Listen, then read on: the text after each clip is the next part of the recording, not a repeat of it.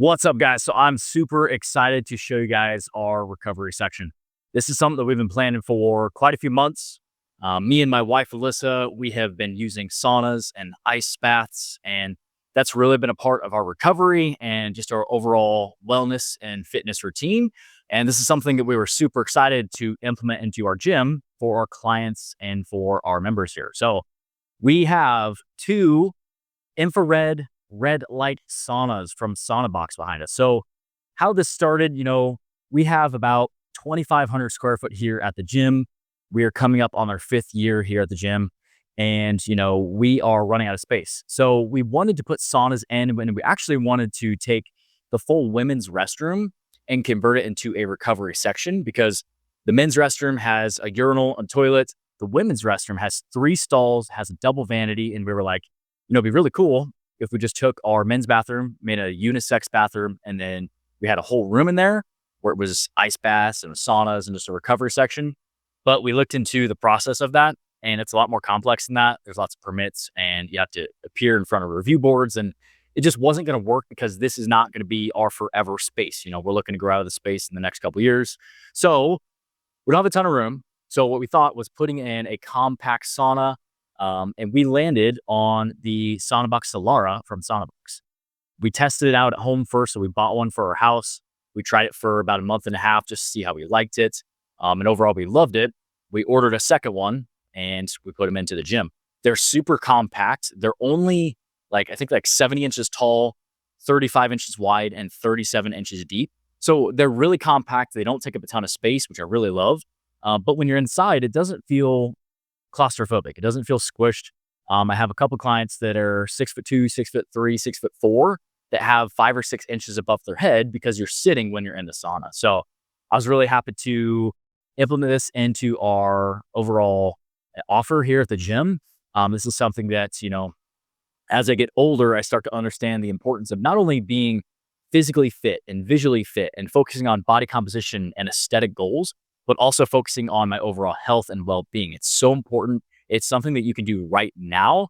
Obviously, the strength training is crucial. Your cardio is crucial. Your diet is crucial. But also implementing saunas, red light therapy, cold plunges, and ice baths are 3 things that we're heavily implementing into our weekly routine that are going to have a lot of health and wellness and longevity benefit. These are infrared saunas. And like I said, they have a panel where they can go red lights, and you can also click on near infrared lights. The red light is 650 nanometers. The near infrared light is not visible to the human eye. It is 850 nanometers. So tons of benefits to red light therapy. I actually have a full review of these on my channel if you go back and look at it.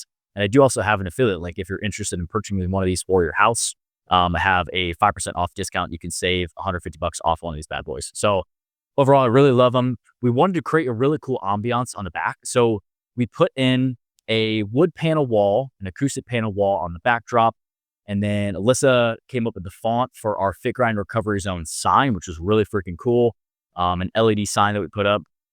And then, the red lights, the black saunas really fit really well with pretty much every freaking thing. And we have in here is black, other than our blue Rogue Monster Light rig and our blue Rogue benches. Everything else is black. So it really matches well with our whole vibe that we're trying to go for with the black aesthetic look here at the gym. But overall, we've been loving using these. I'm excited to offer this for our clients. I think this is something that's really going to be one of those things that people are just going to do it after the workout and they're going to feel really good. That's how I feel. I like to do it after my workout. A lot of the research has shown that doing saunas after your workout can, one, help with muscle recovery, but also can help with increased blood flow. It can help with decreasing your inflammation. It can help with lowering your stress. And overall, when I get done with my sauna after my workouts, I just feel good. I feel like $1,000,000. I have some peppermint oil here that after I do my workout, my sauna, I go do some peppermint oil and smell that. And I'm like, man, I just feel healthy. I feel good. And, that's one of my big goals for the future. I'm 29, going to be 30 next July. And you got to focus on your longevity and your health. That always has to be your main goal.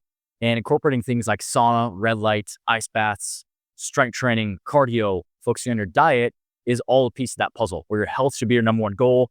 And then you have strength goals, you have performance goals, you have body fat loss goals or muscle building goals on top of that. But health should always be your number one. So I'm super excited. Like I said, I just want to show you guys our recovery section. This is something we put a lot of effort into. And we're just really excited to have our clients try it out and just incorporate this into their weekly routine. So we're to go into a deadlift workout. I just got a Rogue Ohio power bar that I'm super excited to test out. Since my double ankle injury 3 months ago, I've only deadlifted one time last week. So today's the first time. What I want to do with the Ohio power bar is I want to go no chalk. Obviously, I'm not going to be as strong as I normally am, so we're going to have to take that with a grain of salt. I'm probably going to build up somewhere between 315 to 405 today and just see how it feels.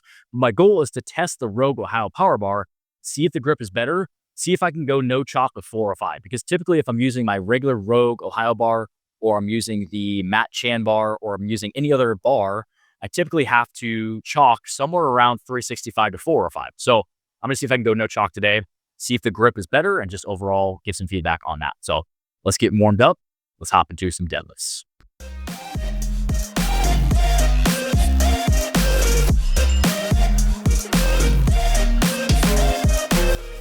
So like I said, this was my first deadlift, or sorry, second deadlift workout in like 4 months after my double ankle injury. So with her full warm up, did my warm up sets, did lots of mobility, ankle mobility, got my hips open, did some warm up sets with the bar, did 135, did 225 before I got to my first set of 315. So for reps today, kept everything lower reps, sets of 6 to start. My goal was to work up somewhere between 315 and 365. So the first set of 6, hit 315, moves pretty easy.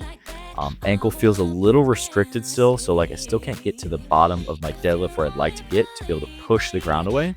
But overall, they were feeling pretty good. Put on 365 for another set. The power bar definitely is grippy. And at this point, I did overhand the first set, went over on the second set, no chalk, and definitely gets into the grip a little bit. And I do like that because it's a lot easier to grip the bar. And then I hit my top set of 405. I only did 3 reps there. Again, didn't use any chalk. I did end up putting a belt on just to keep tight. I definitely can tell that I've not deadlifted in a while. So those lower back muscles are definitely going to be feeling sore, which is not a bad thing. Just they haven't been worked that heavy in a while. So after the deadlift, went into a leg press, stayed about hip stance width. I ended up doing 4 sets of 8 to 10 reps on this. Took no more than a minute to 90 seconds rest. Didn't superset this at all. Just tried to focus on driving through my legs, kind of reinforcing that driving the ground away. Same thing that you focus on when you're doing a deadlift is don't think of picking the bar up. You're trying to think of pushing your feet into the ground and driving the ground away. Like I said, did 4 sets of that.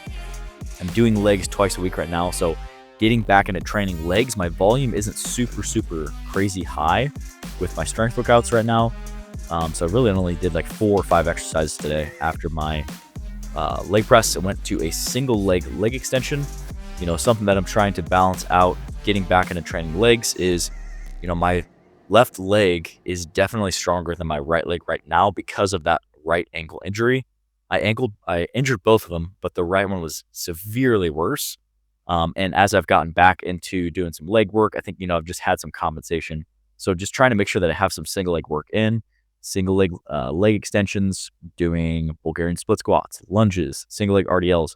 These are all going to be very important moving forward to make sure that I can build strength evenly and not create this crazy imbalance moving forward. So last strength exercise that I did was a calf raise. I ended up doing 4 sets of this. I did 8 to 10 strict reps. And then I did some pulse reps at the end of that. It's a good way that you can just get a little bit extra out of your calf raise. The main thing with this is you want to focus on getting a full stretch each rep. So fully stretch those calves. Usually you want to do something off of a plate. You're going to get better range of motion, and then fully press off the big toe. Mixing in a little sled work at the end, I did an 8-minute EMOM with the sled. So 8 rounds. Every minute on the minute, I'd go down and back. Take about 35 seconds to do that, 40 seconds. Take about 20 to 25 seconds rest, and then hit it again.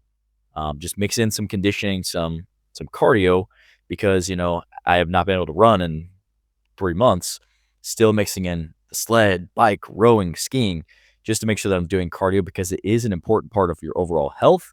And it is an important part of being able to stay functionally fit, to where if you don't have a good cardiovascular system, I've talked about this before, it's going to limit your strength training. So overall, this is our video on saunas. Overall, I really love the Ohio Power Bar. Highly recommend both the Sauna Box Solara and the Ohio Power Bar if you're looking for 2 great items. So thanks for tuning in today, guys. If you have any questions about saunas or cold plunges or strength training or cardio, just let me know down in the comment section below. I'd love to help out any way that I can. I'll lay some videos on the top of the screen. Watch next. Go check those out, and we'll see you guys in the next one.